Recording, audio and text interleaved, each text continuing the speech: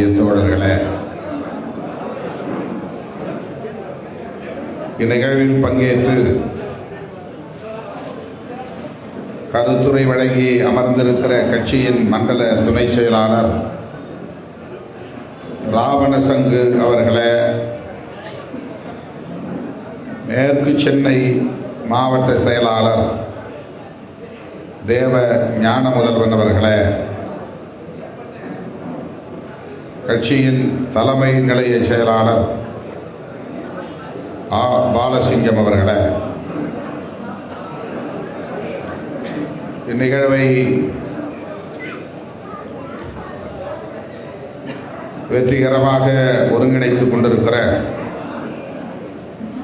இளஞ்சிறுத்தைகள் எழுச்சி பாசறையின் மாநில துணை செயலாளர் தம்பி லெனின் அன்பரசு அவர்களே, மற்றும் இந்த நிகழ்வில் பங்கேற்று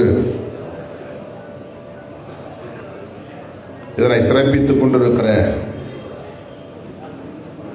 இயக்கத்தின் முன்னணி தோழர்கள் மணி அவர்களே, ஷானவாஸ் அவர்களே, அண்ணன் திராவிடமணி அவர்களே,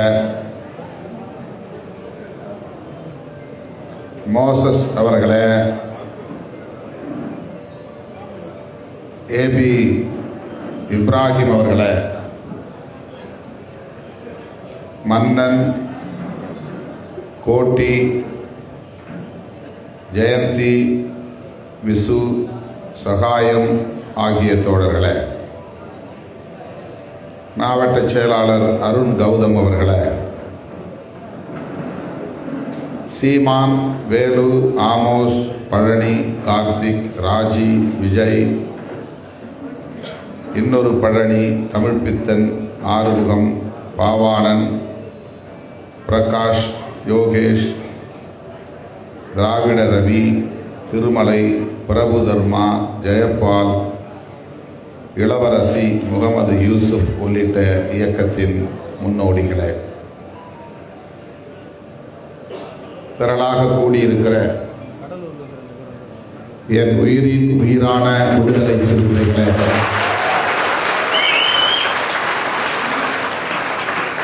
உங்கள் அனைவருக்கும் என்னுடைய பணிவார்ந்த வணக்கத்தை தெரிவித்துக் கொள்கிறேன்.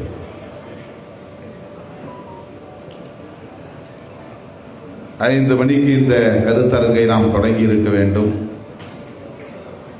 தவிர்க்க இயலாத நிலையில் 2 மணி நேரம் காலம் தாழ்ந்து தொடங்கி இருக்கிறோம்.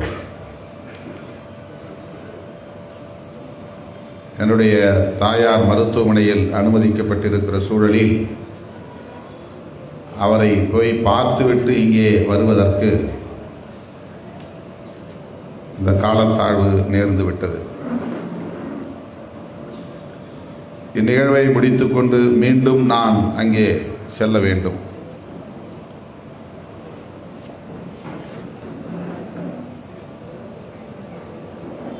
அம்பேத்கர் வாழ்வும் தேசத்தொண்டும் என்கிற பெயரில் இந்த கருத்தரங்கம் ஒருங்கிணைக்கப்பட்டிருக்கிறது. தலைமை தாங்கி உரையாற்றிய அன்பு சகோதரர் பொன் நவராஜ் மகேந்திரகுமார் அவர்கள் அமைப்பாய் திரள்வோம் என்னும் பெயரில்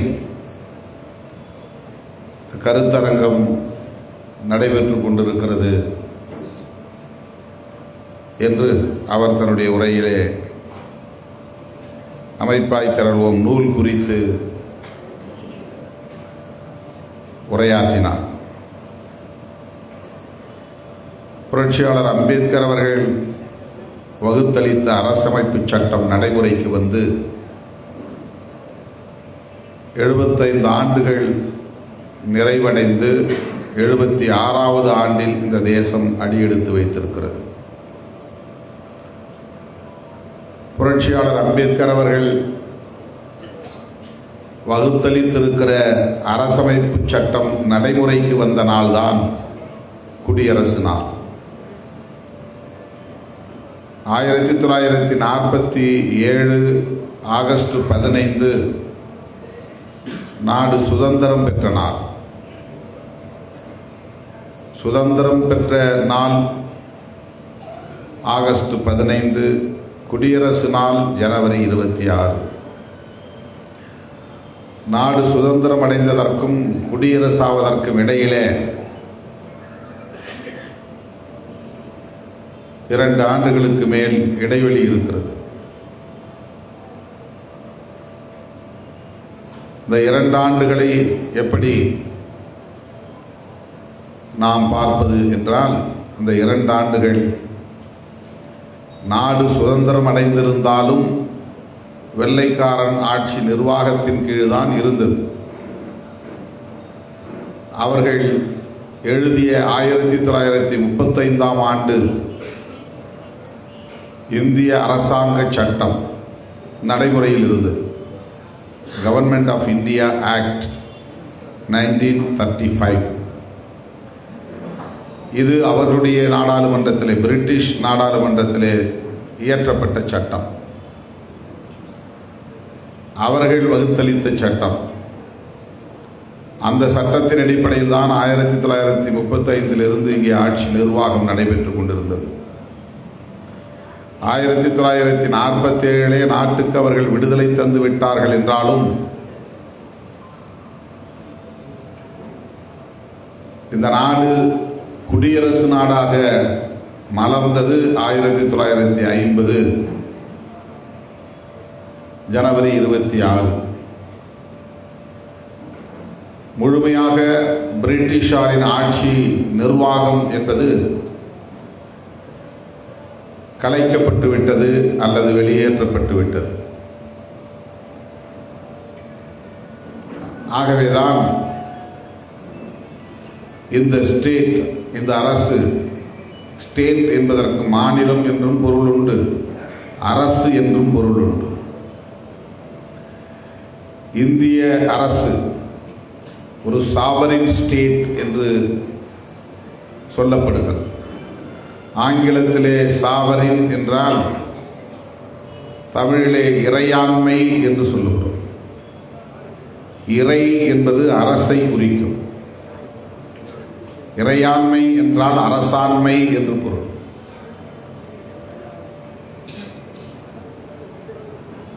பிறரை சாராமல் தனித்து இயங்கக்கூடிய, இன்னொரு அரசாங்கத்தை சார்ந்து இயங்காமல் தனித்து இயங்கக்கூடிய ஒரு அரசு இறையாண்மை உள்ள அரசு என்று அழைக்கப்படுகிறது. 1947 நாடு விடுதலை பெற்று, ஆகஸ்ட் 15 விடுதலை பெற்று 1950 ஜனவரி 26 வரையில் விடுதலை பெற்றிருந்தாலும் பிரிட்டிஷ் அரசாங்கத்தை சார்ந்திருந்தது. அப்போது சாவரின் ஸ்டேட் கிடையாது, ஒரு தேசத்தை சார்ந்து இயங்கியது. பிரிட்டிஷ் ஆட்சி நிர்வாகமே இங்கு நீடித்தது. ஆகவேதான் இந்திய தேசம் விடுதலை பெற்றாலும் கூட விடுதலை பெற்ற தேசத்தை குடியரசு நாடாக மாற்றிய பெருமை புரட்சியாளர் அம்பேத்கரை சார்ந்தார். அந்த வாய்ப்பை அவர் பெற்றார். அதற்கான சூழல், காலம் அன்றைக்கு கனிந்தது. இந்தியாவில் எவ்வளவோ பேர் சட்டம் பயின்றவர்கள் உண்டு, சட்ட வல்லுநர்கள் உண்டு. பாரிஸ்டர் பட்டம்தான் அப்போது, இப்போது நாம் படிக்கிற BL என்பது அப்போது பாரத் லா என்று அழைக்கப்படும். லண்டனுக்கு போய் படித்துவிட்டு வருவார்கள். காந்தியடிகள் கூட பாரத் லா படித்தவர் தான். ஜவஹர்லால் நேரு அவர்களின் தந்தை மோத்திலால் நேரு அவர்கள் கூட வழக்குரைஞர் தான். பிறப்பால் நாங்களே உயர்ந்தவர்கள் என்று சொல்லிக் கொள்கிற பிராமண சமூகத்தை சார்ந்தவர்கள் ஏராளமானவர்கள் சட்ட வல்லுநர்களாக இருந்தார்கள். அல்லாடி கிருஷ்ணசாமி ஒரு வழக்குரைஞர் தான். டி கிருஷ்ணசாமி, அல்லாடி கிருஷ்ணசாமி, டி கிருஷ்ணமாச்சாரி, இவர்கள் எல்லாம் சட்டம் பயின்றவர்கள் தான், பிராமண வகுப்பை சார்ந்தவர்கள். அப்படி ஏராளமானவர்கள், பிறப்பால் உயர்ந்தவர்கள், சாதியால் உயர்ந்தவர்கள், கல்வியால் உயர்ந்தவர்கள் என்று சொல்லப்பட்ட யாருக்கும் இந்திய அரசமைப்பு சட்டத்தை எழுதுகிற வாய்ப்பு கிட்டவில்லை.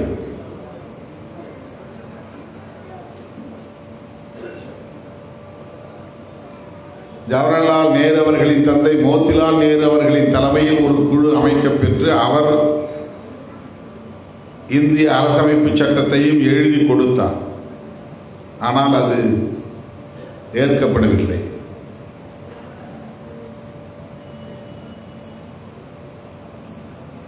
புரட்சியாளர் அம்பேத்கர் அவர்கள் அரசியல் நிர்ணய சபை உறுப்பினராக தேர்ந்தெடுக்கப்பட்டு அந்த அரசியல் நிர்ணய சபையுடைய நிர்ணய சபையில் ஏராளமான குழுக்கள் உருவாக்கப்பட்டு அதிலே ஒரு குழு தான் டிராப்டிங் கமிட்டி, வரைவு குழு. அந்த குழுவின் தலைவராக புரட்சியாளர் அம்பேத்கர் தேர்ந்தெடுக்கப்பட்டார், நியமிக்கப்பட்டார். ஜவஹர்லால் நேரு பல குழுக்களுக்கு தலைவராக இருந்தார். கிட்டத்தட்ட 20க்கும் மேற்பட்ட குழுக்கள் உருவாக்கப்பட்டன. ஒவ்வொரு குழுவுக்கும் ஒவ்வொரு தலைவர் உண்டு. அந்த அரசியல் நிர்ணய சபையிலே 20க்கும் மேற்பட்ட குழுக்களில் ஒரு குழு தான் வரைவு குழு. ஒவ்வொரு குழுவும் வெவ்வேறு பிரச்சனைகளை ஆராயும். அது தொடர்பான கருத்துக்களை வரைவு குழுவிடம் ஒப்படைப்பார்கள்.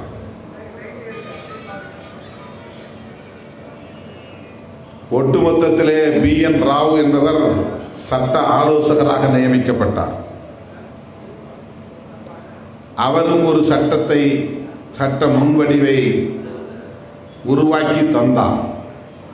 BN ராவ் அவர்கள் உருவாக்கி வரைவு கமிட்டியிடம் ஒப்படைத்தார். இவற்றையெல்லாம் மொத்தமாக ஆய்ந்து, நுணுக்கமாக ஆய்ந்து, உலக நாடுகளின் வெவ்வேறு அரசமைப்பு சட்டங்களை எல்லாம் ஆழ்ந்து கற்று இந்தியாவின் சமூக கட்டமைப்புக்கு ஏற்ப ஒரு சட்டத்தை இயற்றுகிற பெரும் பொறுப்பு புரட்சியாளர் அம்பேத்கரிடம் ஒப்படைக்கப்பட்டது.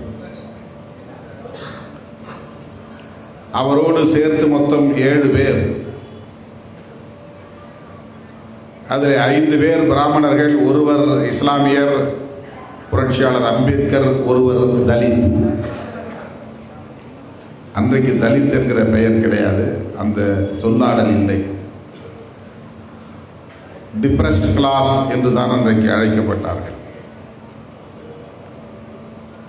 ஒடுக்கப்பட்ட சமூக பிரிவை சார்ந்தவர்கள், அன்டச்சபிள்ஸ். ஷெட்யூல் காஸ்ட் என்கிற பெயரும் அப்போது கிடையாது. புரட்சியாளர் அம்பேத்கர் ஒருவர் தான் அன்டச்சபிள்.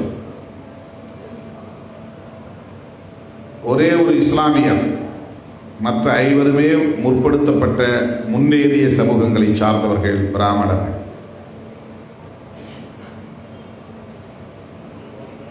அந்த வாய்ப்பை பயன்படுத்தி ஏறத்தாழ 3 ஆண்டுகள் அல்லும் பகலும் கண்துஞ்சாமல் உழைத்து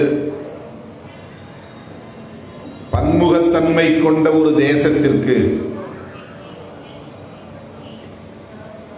எல்லோருக்குமான உரிமைகளை வழங்கக்கூடிய, பாதுகாப்பை உறுதிப்படுத்தக்கூடிய ஒரு அரசமைப்பு சட்டத்தை எழுதுவது என்பது மிகப்பெரிய சவால்.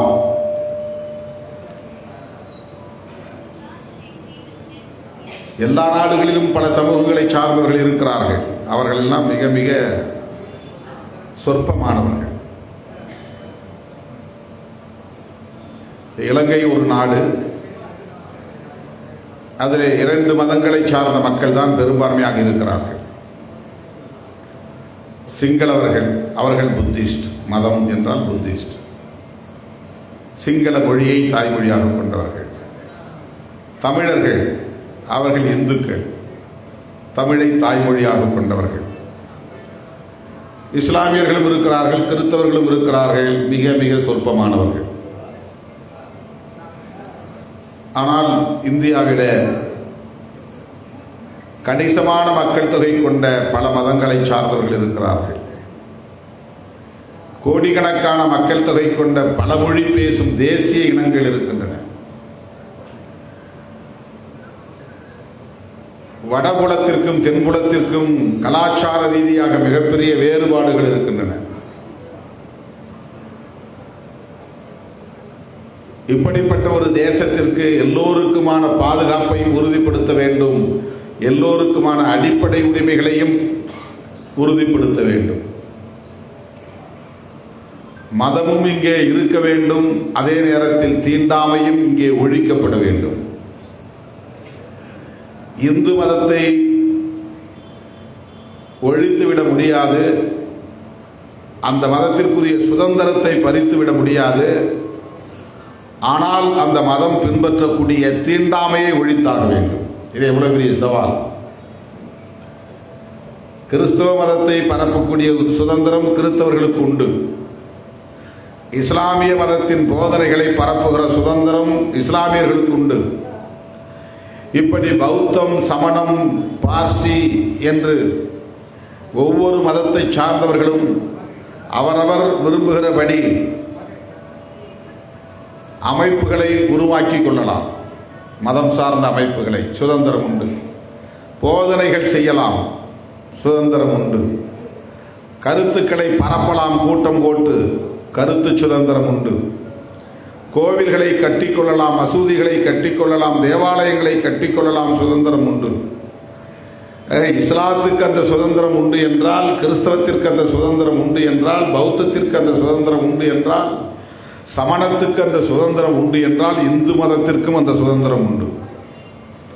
ஆக இந்து மதமும் கோவில்களை கட்டிக்கொள்ளலாம். சிவன் கோவிலா, பெருமாள் கோவிலா, மகாவிஷ்ணு கோவிலா, முருகன் கோவிலா, எந்த கோவில் வேண்டுமானாலும் கட்டிக்கொள்ளலாம். அம்மன் கோயிலை கட்டிக்கொள்ளலாம். அந்த மதம் எந்த கொள்கையை அடிப்படை கொள்கையாக கொண்டிருக்கிறதோ அதை பரப்பவும் செய்யலாம். அந்த கருத்துக்களை பரப்பலாம். இதுதான் மிகப்பெரிய சவால். இந்து மதம் அதனுடைய அடிப்படை கொள்கைகளை பரப்ப சுதந்திரம் அளிக்கிறோம் என்றால் தீண்டாமை இங்கே நிலைத்திருக்கும். சாதிய பாகுபாடுகளை அது நியாயப்படுத்தும். பெண்களை விட ஆண்கள் மேலானவர்கள் என்கிற கருத்தை அது பரப்பும். வர்ணாசிரம தர்மத்தை அது பரப்பும். சனாதன தர்மத்தை அது பரப்பும். சங்கரமடத்தை உருவாக்கி கொள்ளலாம். சைவ மடங்களை உருவாக்கி கொள்ளலாம். வைணவ மடங்களை உருவாக்கி கொள்ளலாம். அவர்கள் கருத்துக்களை அவர்கள் பரப்பலாம். சூத்திரர்கள் இழிந்தவர்கள் என்று சொல்லலாம், சுதந்திரம் உண்டு. பஞ்சமர்கள் தீண்டப்படாதவர்கள், தீண்டினால் குளிக்கலாம், குளித்துதான் தீட்டை கழிக்க முடியும் என்கிற கருத்து உண்டு, சுதந்திரம் உண்டு. உலகத்திலேயே மிக உயர்ந்த சோப்பை போட்டு குளிப்பாட்டினாலும் பிறவி தீட்டை போக்க முடியாது என்று சொன்னவர் பெரியவார், காஞ்சி பெரியவார். அப்படி சொல்லுகிற சுதந்திரம் உண்டு, அப்படி சொல்ல முடியும். அதை இந்த அரசமைப்பு சட்டம் அனுமதிக்கிறது. அதே நேரத்தில் சாதி ஒழிக்கப்பட வேண்டும், பாகுபாடு ஒழிக்கப்பட வேண்டும், பிறப்பின் அடிப்படையிலான உயர்வு தாழ்வையும் ஒழிக்க வேண்டும். இதையும் அரசமைப்பு சட்டத்திலே உறுதிப்படுத்த வேண்டும்.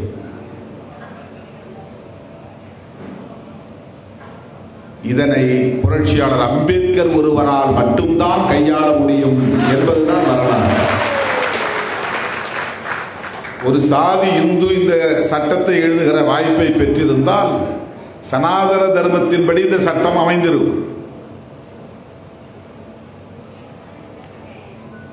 அந்த வரைவு குழுவின் தலைவராக இந்த 7 பேர் கொண்ட குழுவிலே இருக்கிற யாரோ ஒரு பிராமணர் தலைவராக இருந்திருந்தால், அம்பேத்கர் ஒரு உறுப்பினராக மட்டும் இருந்திருந்தால் 1950 ஜனவரி 26 மனுஸ்மிருதி தான் அரசமைப்பு சட்டம் என்று ஆகியிருக்கும். மனு தர்மம் தான் இந்த நாட்டின் அரசமைப்பு சட்டமாக மாறி இருக்கும். அப்படிப்பட்ட ஒரு சட்டமாகத்தான் அதை எழுதியிருப்பார்கள்.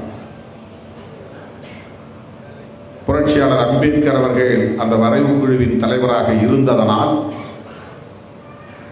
மதங்களுக்கான சுதந்திரத்தை அனுமதிக்கிற அதே வேளையில் சாதியின் பேரிலான பாகுபாடுகள் கூடாது என்பதையும் இணைத்தார். அதுதான் ஆர்டிகிள் 15. ஆர்டிகிள் 14 அது எல்லோரும் சமம் என்று சொல்லுகிறது. 15 சாதியின் பெயரால், மதத்தின் பெயரால், பாலினத்தின் பெயரால், பாலினம்னா ஆண் பெண், பாலினத்தின் பெயரால் பாகுபாடுகள் கூடாது.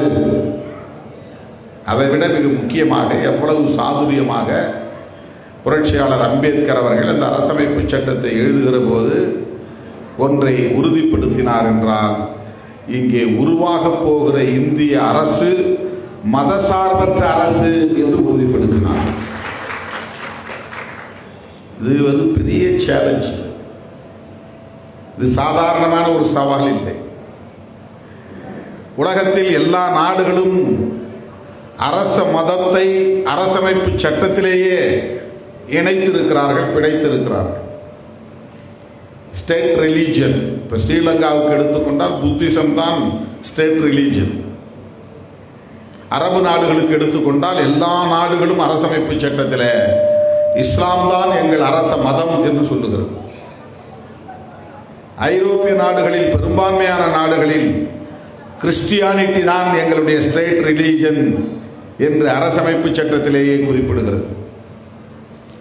இப்படி உலகத்தில் பல நாடுகள் தங்களுக்கான அரச மதத்தை அரசமைப்பு சட்டத்திலேயே உறுதிப்படுத்தி இருக்கிற போது இந்தியாவினுடைய அரசமைப்பு சட்டத்தில் அரச மதம் அறிவிக்கப்படவில்லை. இதுதான் புரட்சியாளர் அம்பேத்கரின் துணிச்சல். அவருடைய அறிவாற்றலால் இதை வென்றார். அப்போது ஸ்டேட் ரிலீஜன் வேண்டும் என்று பலரும் சொன்னார்கள். ஸ்டேட் ரிலீஜன் என்று எதை அறிவிக்க முடியும்? பௌத்தத்தை அறிவிக்க முடியுமா? அப்போதெல்லாம் சில லட்சம் பேர் தான் இருந்தார்கள். இப்போதே 50 லட்சம் பேர், 1 கோடி பேர் தான் இருக்கிறார்கள். 1 கோடி பேர் இந்தியாவிலே இப்போதே 1 கோடி பேர் தான் பௌத்தர்கள். அன்றைக்கு சில லட்சம் பேர் தான் இருந்தார்கள். பௌத்தத்தை இந்த நாட்டின் அரச மதமாக அறிவிக்க முடியாது. அதைவிட சிறிய மதம் சமணத்தை அறிவிக்க முடியாது. இஸ்லாம் அந்நிய மதம் என்று, கிறிஸ்டியானிட்டி அந்நிய மதம் என்றுதான் சொல்லப்படக்கூடிய நிலை இருந்தது. இன்றைக்கும் அப்படித்தான் அதை சொல்லுகிறார்கள். ஆகவே கிறிஸ்டியானிட்டி இந்த தேசத்தின் அரச மதம் என்று அறிவிக்க முடியாது. இஸ்லாத்தை அரச மதம் என்று அறிவிக்க முடியாது. ஒரே வாய்ப்பு, இந்து மதம் தான் அரச மதம் என்று அறிவிக்க முடியும். இந்து மதத்தை இந்தியாவின் அரச மதம் என்று அறிவித்து விட்டால் இந்து மதம் பின்பற்றி வருகிற தீண்டாமை கொள்கை அல்லது பாகுபாடு கொள்கை அரசமைப்பு சட்டத்தின்படி உறுதிப்படுத்தப்பட்டுவிடும். Legally approved. அரசமைப்பு சட்டமே இந்த பாகுபாடுகளை நியாயப்படுத்திவிடும், உறுதிப்படுத்திவிடும். ஆகவே இந்திய அரசு, புதிதாக உருவாக்கப்பட இருக்கிற இந்திய அரசு அல்லது உருவாகி இருக்கிற இந்திய அரசு இறையாண்மையுள்ள, சமதர்மம் உள்ள, மத சார்பற்ற ஜனநாயக குடியரசு. இதை முகப்புரையிலே பதிவு செய்கிறார் புரட்சியாளர் அம்பேத்கர் அவர்கள். செக்யூலர் என்கிற ஒரு கருத்தின் அடிப்படையில் இந்த அரசை செக்யூலர் ஸ்டேட், மதசார்பற்ற அரசு, அதை வெளிப்படையாக கூட அவர் அறிவிக்காமல் அதை இம்ப்ளைடு, ஆர்டிகிள் 14, ஆர்டிகிள் 15 அந்த 4-5 உறுப்புகளும் மதசார்பின்மையைத்தான் வலியுறுத்துகிறது. எனவே இந்திய அரசுக்கு மதசார்பு என்கிற நிலை இருக்கக்கூடாது, ஒரு மதம் சார்ந்த அரசாக இருக்கக்கூடாது என்பதிலே உறுதியாக இருந்தார். ஒரு நல் வாய்ப்பாக அன்றைக்கு பிரதமராக இருந்த ஜவஹர்லால் நேருவுக்கும் அதிலே உடன்பாடு இருந்தது.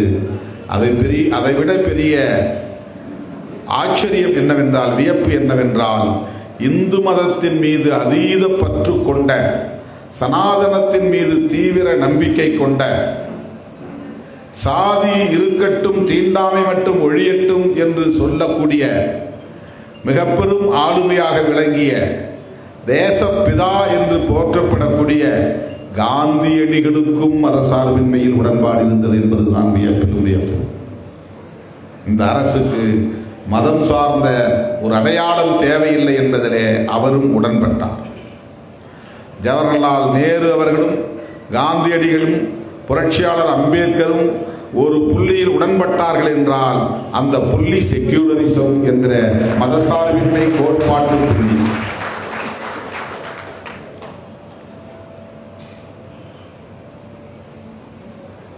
எவ்வளவோ எதிர்வாதங்கள் நடந்தன. புரட்சியாளர் அம்பேத்கரை கடுமையாக விமர்சித்தார்கள். ஆனால் அவர் தன்னுடைய அறிவாற்றலால், பேச்சாற்றலால், வாத திறமையால் யாவற்றையும் தவிடுபடி ஆக்கினார். அவர்களெல்லாம் கூனி குறுகி உட்கார வைத்தார்.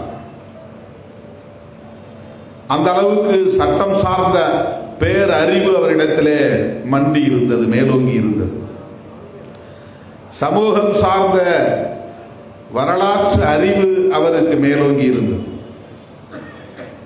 ஆதலால் அப்படிப்பட்ட எதிர்ப்புகளையும் விமர்சனங்களையும் அவரால் இலகுவாக எதிர்கொள்ள முடிந்தது. இன்றைக்கு இருக்கிற பிரச்சனையே அதுதான். RSS உருவானதும், அதன் அடிப்படையில் பிஜேபி உருவானதும், அதன் அடிப்படையில் தொடர்ந்து அவர்கள் செயல் திட்டங்களை வரையறுத்து இயங்கிக் கொண்டிருப்பதும் ஒன்றை எதிர்த்துதான். புரட்சியாளர் அம்பேத்கர் எழுதிய அரசமைப்பு சட்டத்தை எதிர்த்துதான். ஆனால் அம்பேத்கர் எழுதிய சட்டத்தை எடுத்து நெற்றியிலே ஒட்டிக்கொள்வார் மோடி. உலகமகா நடிப்பு. அது உண்மை அல்ல. அரசமைப்பு சட்டத்தை வெளிப்படையாக எதிர்க்க மாட்டார்கள். புரட்சியாளர் அம்பேத்கர் அவர்களையும் வெளிப்படையாக எதிர்க்க மாட்டார்கள். இதுதான் ஸ்ட்ராட்டஜி. முதலாக பிரதமர் பொறுப்பில் மோடி அவர்கள் அமர்ந்தபோது, அந்த வாய்ப்பை பெற்றபோது அம்பேத்கரின் காலடியை தொட்டு வணங்கிவிட்டுத்தான் அவர் பதவியேற்றார். அரசமைப்பு சட்டத்தை தொட்டு வணங்கிவிட்டுத்தான் பதவியேற்றார். நான் இந்த இடத்திற்கு வந்ததற்கு அம்பேத்கர் தான் காரணம் என்றும் சொன்னார். ஆனால் உண்மையில் அவர்களின் நேர் எதிரி யார் என்றால் புரட்சியாளர் அம்பேத்கர் வகுத்தளித்திருக்கிற அரசமைப்பு சட்டம்தான். ஏனென்றால் அந்த சட்டம்தான் இந்த தேசத்திற்கான அரச மதம் எது என்று அறிவிக்கவில்லை. அதுதான் தடைக்கல்லாக இருக்கிறது. நான் பல மேடைகளில் பேசி நீங்கள் கேட்டிருக்கக்கூடும், காங்கிரஸோடு என்ன உங்களுக்கு உடன்பாடு? கடுமையாக விமர்சித்த காலம் உண்டு தானே? இன்றைக்கும் விமர்சனம் உண்டு. ஈழத்தமிழர் பிரச்சனைகளை பேசுகிற போது நாம் கடுமையாக காங்கிரஸை விமர்சித்திருக்கிறோம். இன்றைக்கும் அந்த விமர்சனங்கள் அப்படியே இருக்கின்றன, நீடிக்கின்றன. ஆனால் 1976 மிசா சட்டத்தை கொண்டு வந்து இந்த நாட்டில் நெருக்கடி நிலையை அறிவித்த போது இந்திரா காந்தி அம்மையார் ஒன்றை மிக அதிர்ச்சி அளிக்கக்கூடிய ஒரு நடவடிக்கையை அவர் மேற்கொண்டார். என்ன என்றால், அரசமைப்பு சட்டத்தின் பிரியாம்பிள் என்கிற முகப்புரையிலே ஒரு அமெண்ட்மெண்ட், ஒரு திருத்தத்தை கொண்டு வருகிறார். கொண்டு வந்து புரட்சியாளர் அம்பேத்கர் அவர்கள் எது தேவையில்லை என்று சொன்னாரோ அது தேவைப்படுகிறது, வேறு வழி இல்லை என்று அந்த அரசமைப்பு சட்டத்தின் பிரியாம்பிள் என்கிற முகப்புரையில் இந்த யூனியன் கவர்மெண்ட் எப்படிப்பட்டது என்கிற டெஃபினிஷன் அதை டிஃபைன் பண்ணுற இடத்துல இந்த இரண்டு சொற்களை இணைக்கிறார், சோசலிஸ்ட் செக்யூலர் என்கிற சொற்களை அதை உறுதிப்படுத்துகிறார். செக்யூலர் என்கிற சொல்லை இணைத்தவர் இந்திரா காந்தி அம்மையார். செக்யூலரிசம் என்கிற கோட்பாட்டில் உறுதியாக இருந்தவர் புரட்சியாளர் அம்பேத்கர். அம்பேத்கர் எதை விரும்பினாரோ அதை மறு உறுதி செய்தவர் இந்திரா காந்தி அம்மையார் 1976 விசா காலத்தில். அந்த இரண்டு சொற்களையும் நீக்க வேண்டும் என்று பாரதிய ஜனதா கட்சியை சார்ந்த சுப்பிரமணிய சுவாமி உச்ச நீதிமன்றத்திலே வழக்கே போட்டிருக்கிறார். அதை நீக்கினாதான் ஸ்டேட் ரிலீஜன் அறிவிக்க முடியும்.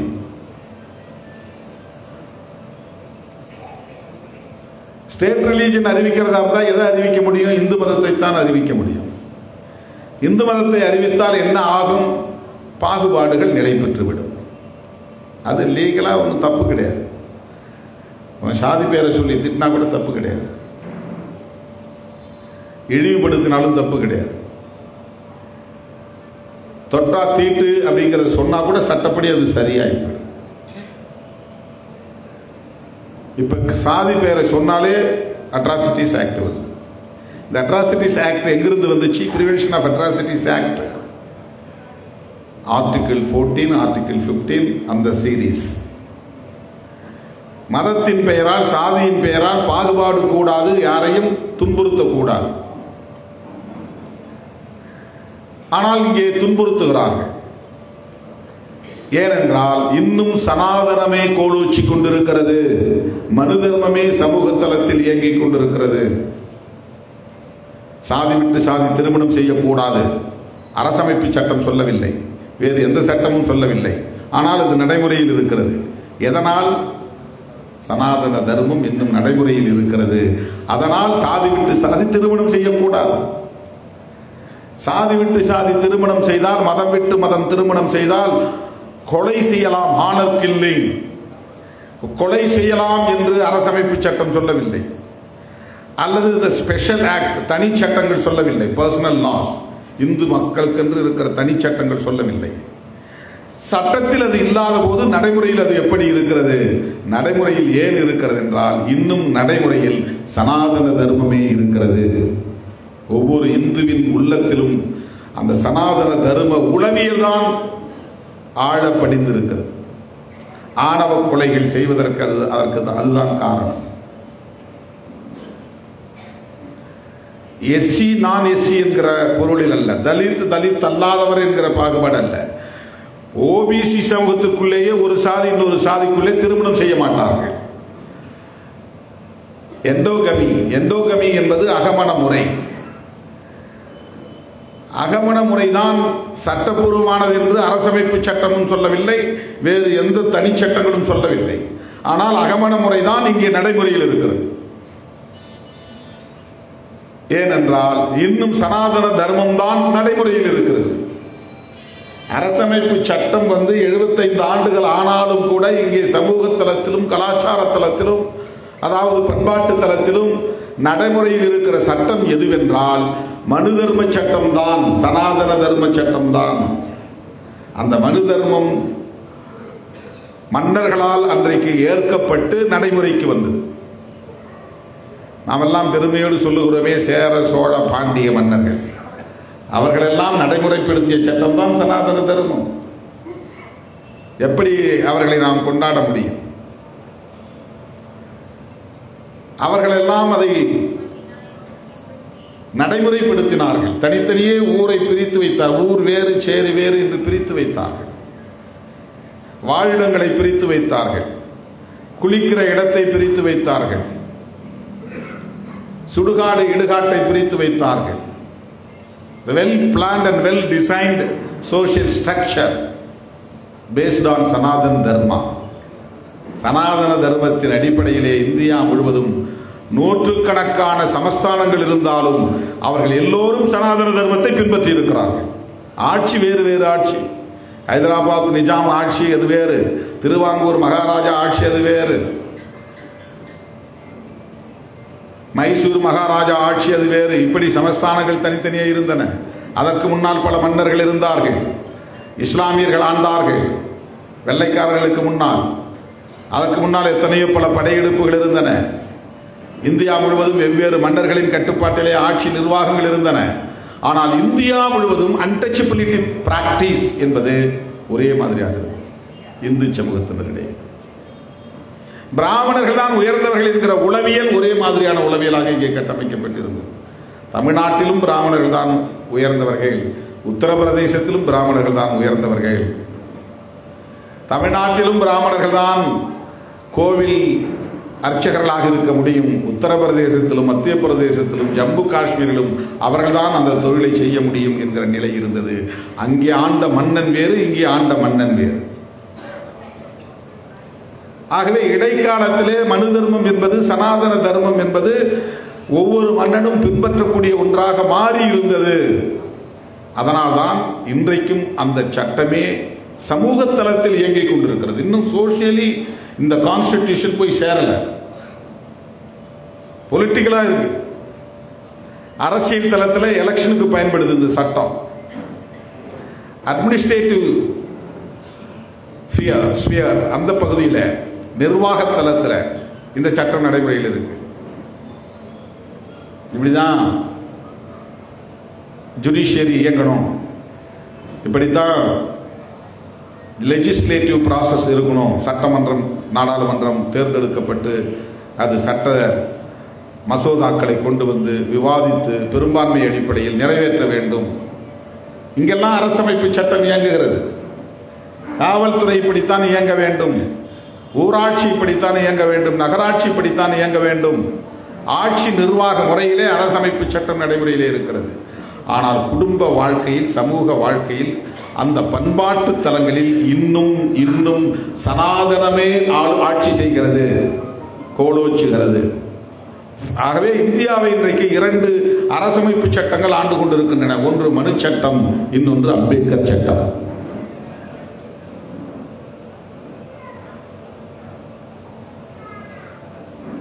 இந்த அரசமைப்பு சட்டத்தின்படி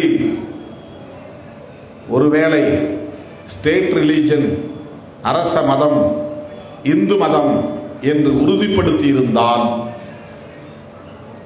சமூக நீதிக்கு இடமில்லை, இடஒதுக்கீட்டுக்கு வாய்ப்பில்லை. இன்றைக்கு நான் எங்கோ எவருக்கோ மாடு வைத்துக் கொண்டிருந்திருப்பேன், சாணி அள்ளி கொண்டிருந்திருப்பேன்.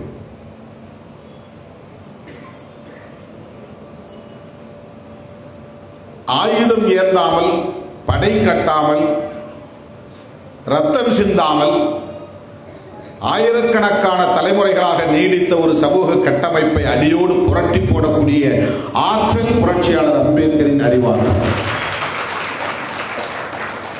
துப்பாக்கி எதுவும் சொல்லல, எல்லாம் வாங்க தியாகம் பண்ணுங்க. இப்ப நேதாஜி சுபாஷ் சந்திர கூப்பிட்ட மாதிரி வாங்க, நான் இந்திய தேசிய ராணுவத்தை கட்டமைக்கணும், பிரிட்டிஷாரை எதிர்த்து எல்லாம் வந்து படையில சேருங்க.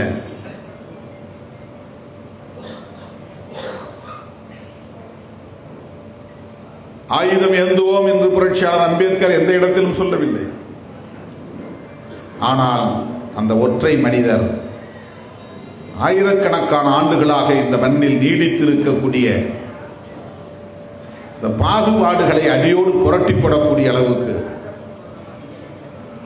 மிகப்பெரிய ஒரு சமூக புரட்சியை தன்னுடைய அறிவாண்மையின் மூலம் நிகழ்த்தி காட்டினார். அதற்கான சான்றுதான் அவர் எழுதிய அரசமைப்பு சட்டம். அந்த அரசமைப்பு சட்டம் தான் இந்த சமூக புரட்சிக்கான ஆயுத கிடங்கு. ஆயுதம் எங்கே இருக்கிறது என்றால் அரசமைப்பு சட்டத்துக்குள்ளே இருக்கிறது.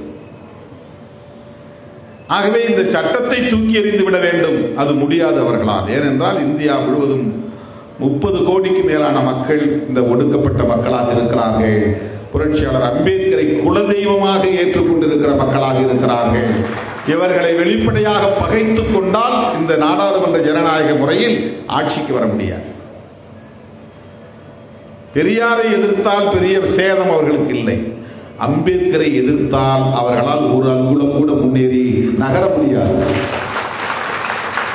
ஒரு அங்குலம் கூட அவர்களால் முன்னேறி நகர முடியாது.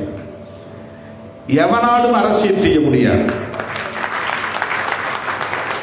அப்படி அவர் தன்னுடைய அறிவாற்றலின் மூலம் தன்னை நிலைப்படுத்திக் கொண்டார். எவ்வளவோ இருட்டடிப்பு செய்து பார்த்தார்கள். நெருப்பை பொட்டலம் கட்ட முடியுமா என்பார்கள். அதை போல புரட்சியாளர் அம்பேத்கரை ஓரங்கட்ட முடியுமா? இருட்டடிப்பு செய்துவிட முடியுமா? தானா வெளியே வருகிறார். அவருடைய நூற்றாண்டு சமயத்தில் ஒரு நல்வாய்ப்பாக விபி சிங் பிரதமராக இருந்தார். அவருக்கு ஒரு நல்வாய்ப்பாக ராம்விலாஸ் பாஸ்வான் உற்ற துணையாக இருந்தார். அவருடைய காலத்தில் தான் புரட்சியாளர் அம்பேத்கருடைய எழுத்துக்கள், பேச்சுகள் எல்லாம் தொகுக்கப்பெற்று இந்தியாவில் உள்ள அனைத்து மொழிகளிலும் மொழிபெயர்ப்பு செய்யப்பட்டு வெளியிடப்பட்டன.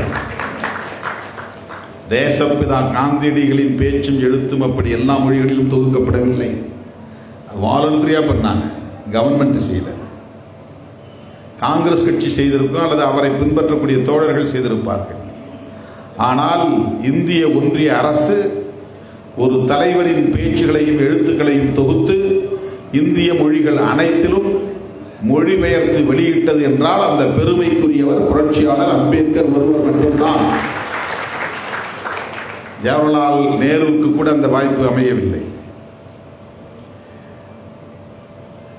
அப்படி எல்லாவற்றையும் வெளியிடக்கூடிய அளவுக்கு அறிவு களஞ்சியமாக அவர் இருந்தார். அதுதான் முக்கியமானது. ஸ்டஃப் என்பது முக்கியமானது. யாரும் பேசலாம், பேசுகிற எல்லாரும் பேசலாம். ஆனால் அதை எழுதி தொகுக்கும் போது அதில் என்ன ஸ்டஃப் இருக்குங்கிறது முக்கியமானது. என்ன கண்டென்ட் இருக்கு, அதில் என்ன பொருள் இருக்கிறது, அது எத்தகைய தாக்கத்தை சமூகத்தில் ஏற்படுத்தும். பேசுறவங்க எல்லாம் பேசுறாங்க மேடைகள். புரட்சியாளர் அம்பேத்கர் பேசியதற்கும் பிறர் பேசியதற்கும் உள்ள வேறுபாடு அதுதான். புரட்சியாளர் அம்பேத்கர் அவர்கள் எழுதியதற்கும் மற்றவர்கள் எழுதியதற்கும் உள்ள வேறுபாடு அதுதான். அவர் தொடாத துறை இல்லை, சொல்லாத கருத்து இல்லை. இன்றைக்கு நாடாளுமன்றத்தில் ஒரு நாளைக்கு 50 பேர் பேசுகிறார்கள் என்றால் குறைந்தது 10 பேராவது புரட்சியாளர் அம்பேத்கரின் பெயரை உச்சரிக்கிறார்கள். நாள்தோறும் நாடாளுமன்றத்தில் அம்பேத்கரின் பெயர் உச்சரிக்கப்படுகிறது. எந்த பிரச்சனையில் பேசுவதாக இருந்தாலும் மேற்கோள் காட்ட வேண்டிய தேவை வந்தால் டாக்டர் பாபா சாஹேப் அம்பேத்கர் சேஸ் என்று சொல்லிவிட்டு தான் தொடங்குகிறார். அம்பேத்கர் இதை பற்றி இப்படி சொல்லி இருக்கிறார் என்று மேற்கோள் காட்ட வேண்டிய ஒரு கட்டாயம். அதை சொல்லித்தான் தீர வேண்டும் என்பதல்ல. ஆனால் சொன்னால்தான் இவருக்கு பெருமை. அம்பேத்கரை சொல்லிவிட்டார், அதை மேற்கோள் காட்டுவது பேசுகிறவர்களுக்கு பெருமை.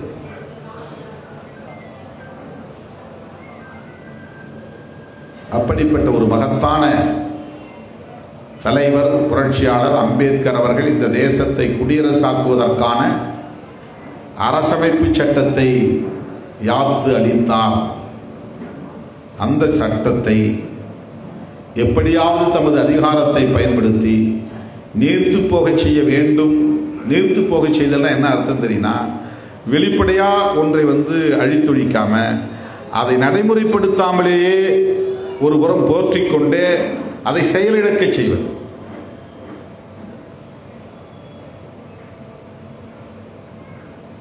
முன்னேறிய சாதியில் பொருளாதாரத்தில் நலிவடைந்த பிரிவினருக்கு 10% இடஒதுக்கீடு கொண்டு வந்து சட்டம் இயற்றியது அம்பேத்கர் எழுதிய அரசமைப்பு சட்டத்தை டைலூட் செய்கிற வேலை, நீர்த்து போக செய்தல். அதான் நீர்த்து போக செய்தல். எக்கனாமிக்கல் பேஸ்ட் ரிசர்வேஷன் கூடாது என்பதுதான் சமூக நீதி கோட்பாட்டின் அடிப்படை. Social justice. இடஒதுக்கீடு கொடுப்பது அதற்கான அளவுகோல் என்று வரையறுக்கிற போது பொருளாதாரத்தை ஒரு அளவுகோலாக கொள்ளக்கூடாது.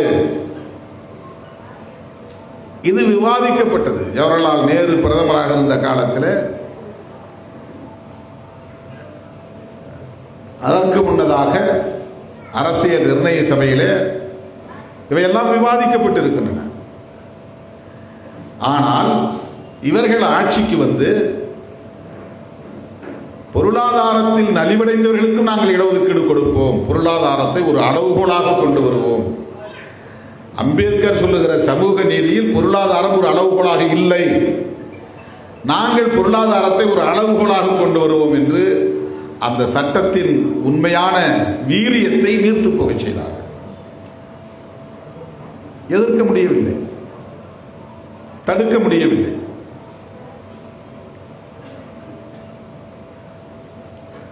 குடியுரிமை சட்டம் SCAA கொண்டு வந்தார்கள். மதத்தின் பெயரால் பாகுபாடு காட்டக்கூடாது என்று அரசமைப்பு சட்டம் சொல்லுகிறது. ஆனால் இந்த CAA சட்டம் என்ன சொல்லுகிறது என்றால், அண்டை நாடுகளில் இருந்து வரக்கூடிய கிறிஸ்தவர்களுக்கு, ஏற்கனவே வந்திருக்கிற கிறிஸ்தவர்களுக்கு, இனி வரப்போகிற கிறிஸ்தவர்களுக்கு குடியுரிமை தருவோம், பௌத்தர்களுக்கு தருவோம், இஸ்லாமியர்களுக்கு மட்டும் இல்லை, இந்துக்களுக்கு உண்டு. இஸ்லாமியர்களுக்கு மட்டும் இல்லை, அண்டை மாநிலங்களிலிருந்து வரக்கூடிய இஸ்லாமியர்களுக்கு குடியுரிமை தர மாட்டோம். இது மதத்தின் பெயரால் பாகுபாடு காட்டுவது. அரசமைப்பு சட்டம் மதத்தின் பெயரால் பாகுபாடு காட்டக்கூடாது என்கிறது. ஆனால் நாங்கள் காட்டுவோம் என்று சட்டம் கொண்டு வந்திருக்கிறார்கள். இதுதான் அரசமைப்பு சட்டத்தை நீர்த்து போக செய்தது. எப்படி டைலூட் பண்றாங்க? டைலூஷன் ஆஃப் தி கான்ஸ்டிடியூஷன், நிறுத்து போக செய்தது. ஆர்டிகிள் 370 என்பது நீண்ட நெடிய விவாதங்களுக்கு பிறகுதான் ஒரு ஒப்பந்தத்தின் அடிப்படையில் ஜம்மு காஷ்மீர் என்பது இந்தியாவோடு இருக்கிற நிலப்பரப்பாக இருந்தாலும் அவர்களுக்கு ஒரு தனி உரிமை இருக்கிறது, சிறப்புரிமை இருக்கிறது. அவர்களுக்கான சட்டமன்றமே அவர்களுக்கான பாராளுமன்றம் போல. இந்த அரசமைப்பு சட்டம் அவர்களுக்கு பொருந்தாது. அந்த நிலப்பரப்புக்குள் இதர பகுதிகளில் இருந்து யாரும் போய் குடியேறக்கூடாது. அந்த நிலப்பரப்புக்குள் இதர இந்திய பகுதிகளில் இருந்து யாரும் போய் நிலத்தை வாங்கக்கூடாது, வாங்க முடியாது. இதுவெல்லாம் சிறப்புரிமை. இந்த சிறப்புரிமைக்கு நாம் ஒத்துக்கொண்டதால் தான் ஜம்மு காஷ்மீர் நம்மோடு இணைந்தது. இல்லை என்றால் அது பாகிஸ்தானோடு போயிருக்கும். ஆனால் இவர்கள் அது எப்படி, நாங்கள் எல்லாம் செலவு பண்ணுவோம், இங்கேருந்து பட்ஜெட்டில் போட்டு உனக்கு கோடிக்கணக்கான ரூபாய் கொடுப்போம், நீ தனி சிறப்புரிமையோடு இருப்பியா, நாங்கள் வந்து அங்கே இடம் வாங்க முடியாதா? அம்பானி அதானிக்கு அங்கே ஒரு கெஸ்ட் ஹவுஸ் வேணும், அவன் அங்கே வந்து போய் இண்டஸ்ட்ரியை தொடங்கணும், நிலத்தை வாங்காமல் எப்படி போய் தொடங்க முடியும்? அங்கே கனிம வளங்கள் இருக்கு.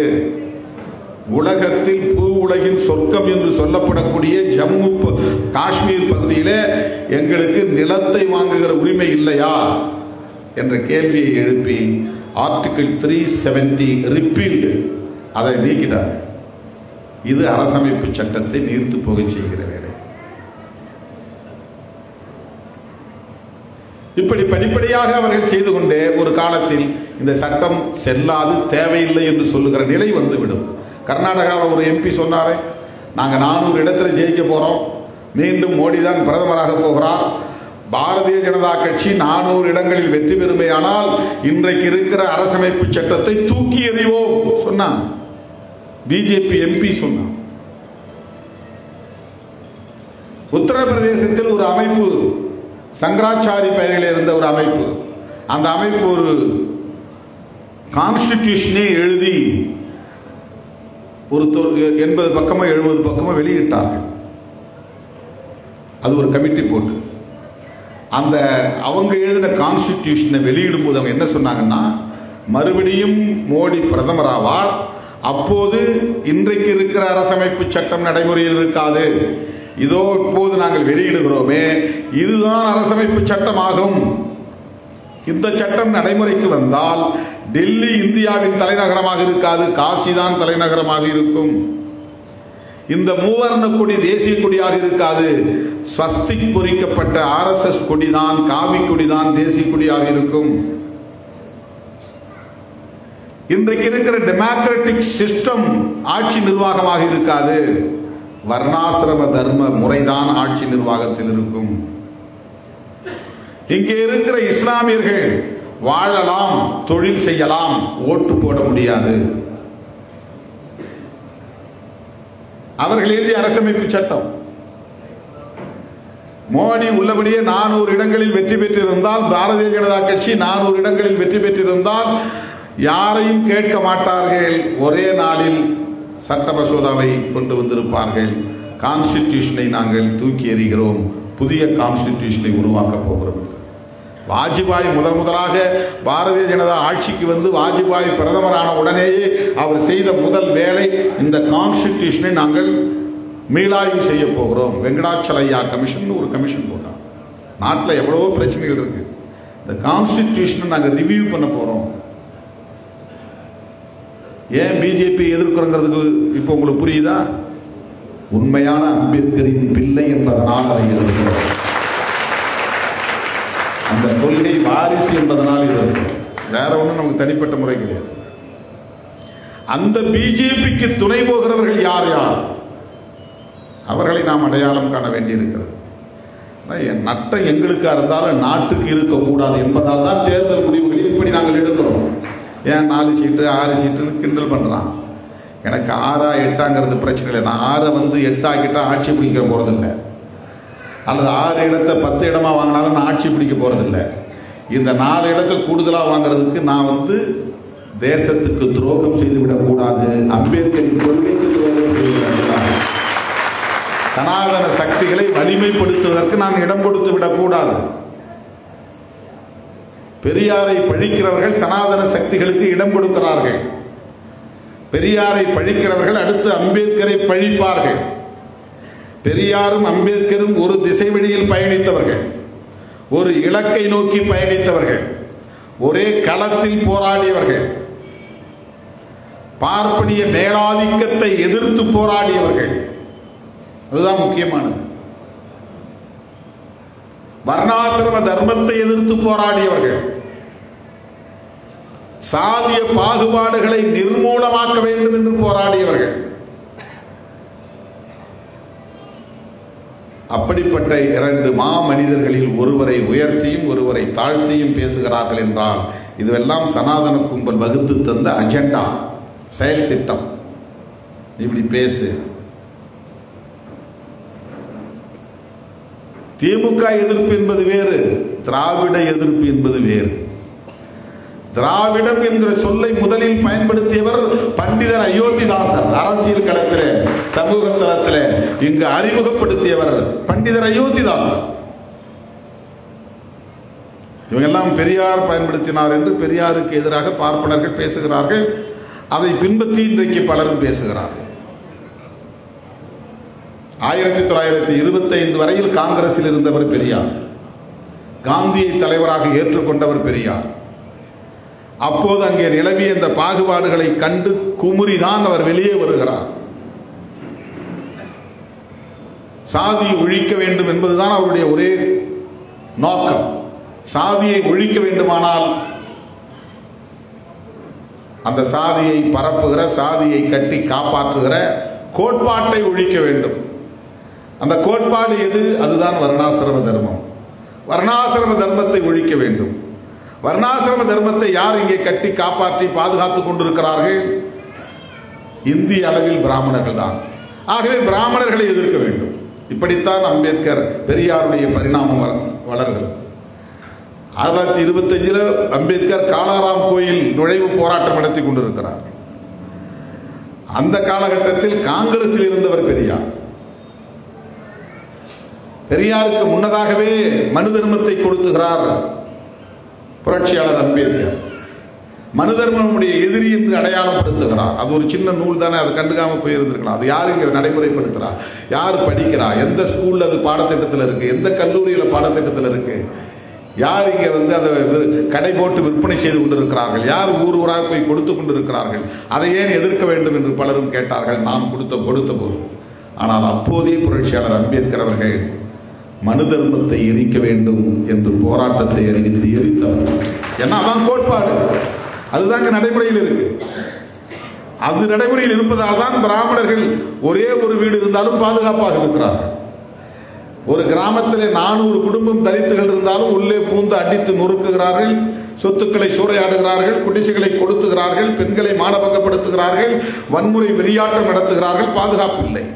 ஆனால் ஒரு கிராமத்திலே அல்லது ஒரு நகர்ப்புறத்திலே ஒரே ஒரு வீடு பார்ப்பனர்கள் வீடு இருந்தாலும் அவர்கள் பாதுகாப்பாக இருக்கிறார்கள். எந்த சேதமும் அவர்களுக்கு ஏற்படாது.